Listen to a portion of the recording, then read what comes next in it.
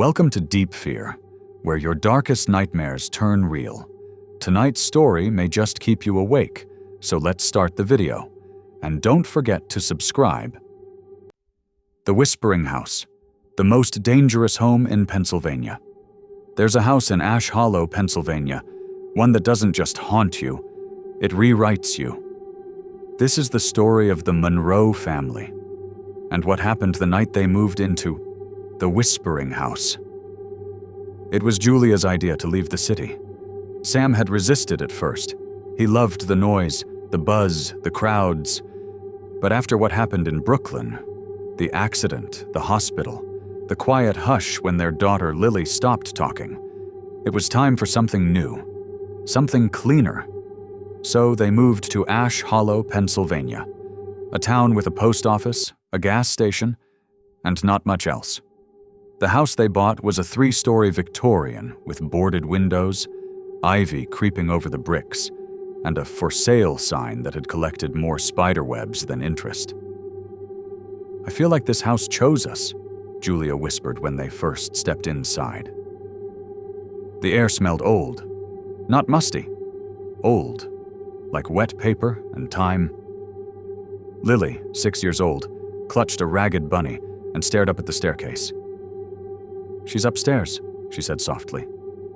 Sam blinked. "Who's upstairs, sweetheart?" But Lily just turned and walked toward the kitchen, dragging her bunny behind her. That night, Sam couldn't sleep. Every house makes noises, he told himself.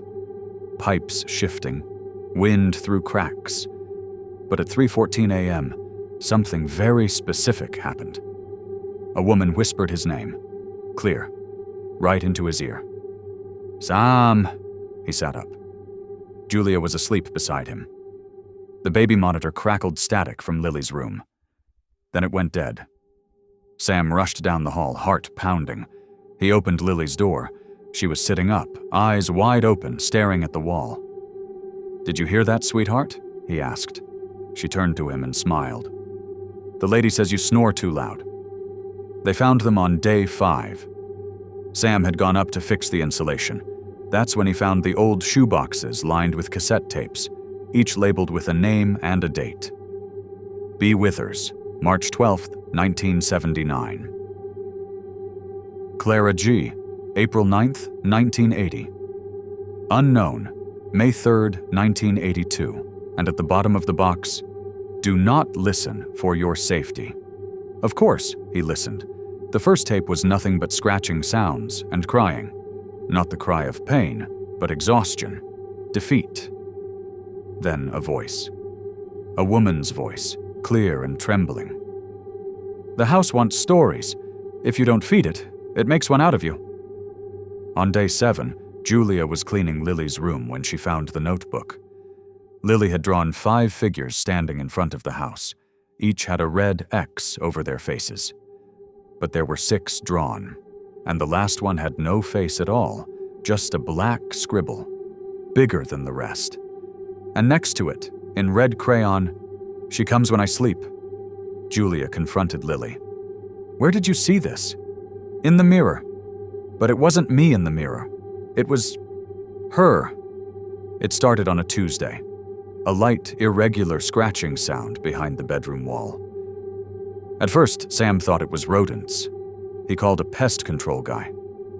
The man climbed into the crawl space, stayed up there for 10 minutes, and came down pale. "There's nothing up there, sir, but the insulation's torn out from the inside, and it's warm, real warm, like something's living there." He left in a hurry, never sent a bill. That night, the scratching returned. Only this time, it came with breathing. Slow, shallow, and close. Julia decided to visit the Ash Hollow Public Library, a dusty place with barely any digital records, but a kind, elderly librarian named Margaret. When Julia mentioned the house, Margaret stiffened. "You're staying at 426 Larkspur Lane, aren't you?" Julia nodded. Margaret looked around, then pulled out a yellowed newspaper clipping from a folder marked "Missing, Unsolved." "Entire family vanishes, 1979. The Withers family disappeared overnight from their home on Larkspur Lane. No bodies, no sign of forced entry. Only their 6-year-old daughter Clara was found, catatonic, whispering something over and over. "The house is hungry." Julia's hand shook. "Did Clara survive?" Margaret hesitated. "She was institutionalized. Still there, I think. She hasn't spoken in years." For days, the family avoided the basement. It was just too cold, too dark. But on Friday, they found the door open, even though it had been bolted shut since move-in. A strange odor filled the hallway. Sweet, like rotten fruit. Sam went down, flashlight in hand. As he scanned the basement, the beam landed on something scrawled on the far wall. Lily was standing in front of a mirror, eyes closed, humming. Her reflection's mouth was open, whispering something, even though Lily herself was silent. Then Julia saw it. The reflection blinked, but Lily didn't. "She wants to wear my face," Lily said softly, and collapsed. Sam had a dream that night. Or maybe it wasn't a dream. He was back in the attic. The tapes were everywhere, strewn across the floor, each one bleeding. He picked one up. It had Lily's name on it. He played it. The tape screamed. A child's voice echoed through the house. "You had your turn. Now it's mine." He woke up drenched in sweat, and his fingernails were filled with dust and insulation, as if he'd been crawling in the attic in his sleep. That Sunday, the mailman stopped delivering. Julia walked down to the post office and asked why. The clerk looked confused. "There is no house on Larkspur Lane anymore," he said. She froze. "What do you mean?" "There was, back in '79, he said slowly. "Burned down, whole family gone. That property's been condemned for decades." Julia showed him a photo of the house on her phone. The screen cracked instantly. The image glitched, and the house appeared burnt, hollow, like a corpse of itself. Sam drove 2 hours to Briar Ridge State Hospital, a faded psychiatric facility tucked into Pennsylvania's forgotten woods. Clara Withers was now in her 50s, but her file still listed her as nonverbal and psychotically dissociative. But when Sam sat across from her, she spoke. "The house told me you'd come." Sam froze. "You brought her, didn't you? The little girl. The house likes them small. They fit better." "What is it?" Sam asked. Clara tilted her head. "It's not haunted. It's hungry." Then she leaned in, her voice dropping to a hiss. "The stories it makes, those aren't ghosts. They're memories it consumes. The more you fear it, the deeper it grows." She began laughing, a loud, echoing laugh that followed Sam all the way back down the sterile halls. Back at the house, Julia flipped through their family album. Something was wrong. In the older photos, their daughter Lily was smiling, alive. But now, her face had faded. Blurred, smudged, like she was disappearing from her own history. In one photo, Lily was gone entirely, just a blank space between Sam and Julia. And in another, a woman stood behind them, faceless, tall, in a long black dress. Julia dropped the album and screamed. Sam listened to another tape. This one had a man's voice. "It's inside my head now. I see things that never happened. I remember her dying. But she's still alive. Or maybe I'm the one who's dead." Then it changed. The voice became Sam's own. "I'm not real. I don't belong here. I'm part of someone else's nightmare." Sam tore off the headphones. His hands were shaking. He turned and saw himself standing in the hallway, smiling. Then the mirror shattered. Julia packed their bags. She dragged Lily to the car. Sam was in the house, screaming into the walls. The car wouldn't start. The engine was fine, but something was wrong with the key. She checked her purse. The key was melted. She looked back at the house. All the windows had gone black. Lily was crying. "She's inside Daddy now." Julia ran back into the house. The layout had changed. Rooms twisted, stairs turned in circles, and in the hallway there was a door that had never been there. Behind it, darkness. Cold, endless darkness. Inside stood Lily. Julia reached for her, but the floor beneath her shifted, like it was breathing. From the shadows, a hand reached out and touched her cheek. "You finally came home," it whispered. In a hidden box in the attic, Julia found a journal. Clara Withers, age 6. It told a story, not of ghosts, but of a house that copies people, that rewrites them, that erases the original and replaces them with a better, darker version. "Mommy started forgetting things," Clara had written. "Then she forgot me.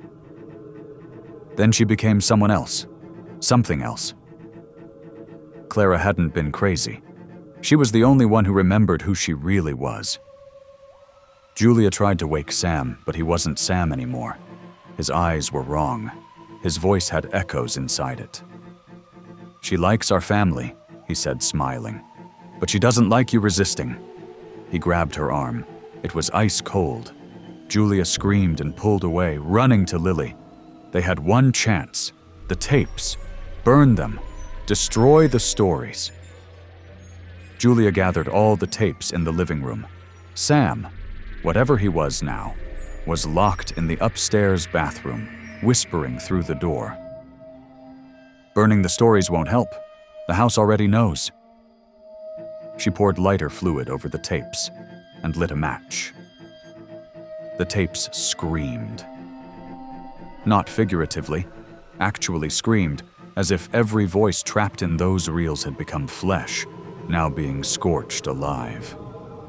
The walls shook, the lights exploded, the air filled with the thick stench of burnt memory, and then silence. The silence didn't last. The floorboards twisted beneath Julia's feet, turning soft like flesh. The windows melted, revealing nothing but an endless black void outside. Lily was standing at the top of the stairs, staring down. She spoke, but her mouth didn't move. "She's under the house. She's always been under." Julia tried to run to her, but the stairs stretched farther and farther until Lily was unreachable. Then, from the shadows, the woman emerged. The faceless lady. Her dress flowed like smoke. Her head tilted unnaturally, like it wasn't meant for this world. And where a face should have been, there was only a mirror. The mirror face showed a memory. Not Julia's, not Sam's, but someone else's. A family, moving into the house. A little girl, a dollar. The same story, repeating, over and over. Every family who entered became a page, a version, a draft. Some resisted, some were rewritten. None ever left.